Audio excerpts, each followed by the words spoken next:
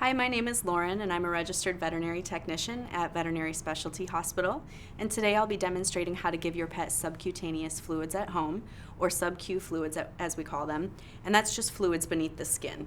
And today I have Margaret here to help me demonstrate how to hold the pet, and I also have Clyde here. He's a great dog and he's going to show you that this doesn't hurt your pet at all. It just probably feels a little bit funny. So the first thing you're going to do is get your fluid bag prepared, and there's just a few items you'll need to do that. The first one is the fluid bag itself, which comes in 1,000 milliliters. And you'll see here on the side of the bag there's numbers marking the volume of fluid in the bag. So from the top of the fluid line to the 1 is 100 milliliters, and from the 1 to the 2 is another 100 milliliters, and so on and so forth. Then you're also going to need what's called a primary set. And this will be attached to the fluid bag, and this is what's going to deliver the fluids into your pet.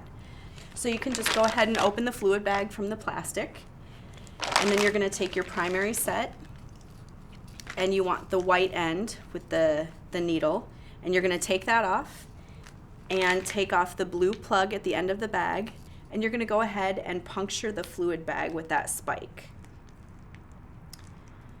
And then once that's done, you're going to see that fluid is going to start to flow through the line, and that's called priming the set, or priming the line.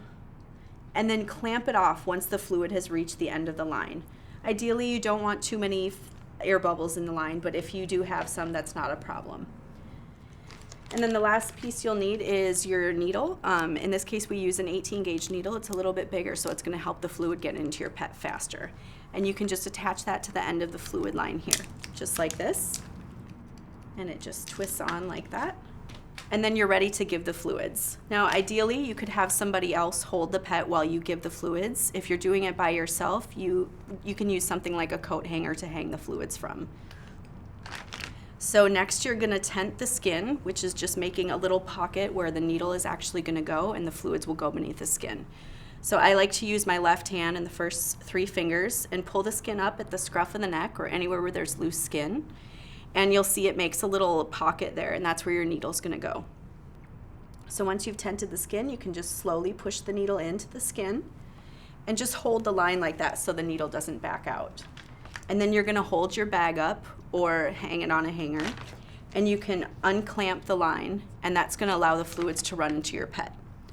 So you're going to see that the pet develops a little hump of fluid here, and that's nothing to be worried about. It'll dissolve or absorb over a few hours, and it's going to maybe move down into the patient's chest area or the arms, and that's totally normal. So once you've given the desired amount of fluids, you can again clamp off the fluid line to stop the fluid from flowing. And then you're just going to pinch off where the needle was, and you can slowly pull the needle out and just hold off for a little bit just to make sure the fluid doesn't leak out. Now, if you do see a few drops of blood or some fluid, it's nothing to worry about. The only thing you need to do after that is just change the needle for the next time you administer the fluids. And just a reminder, this doesn't hurt the pet at all. It probably just feels a little funny, and you'll get better and better at it after each time.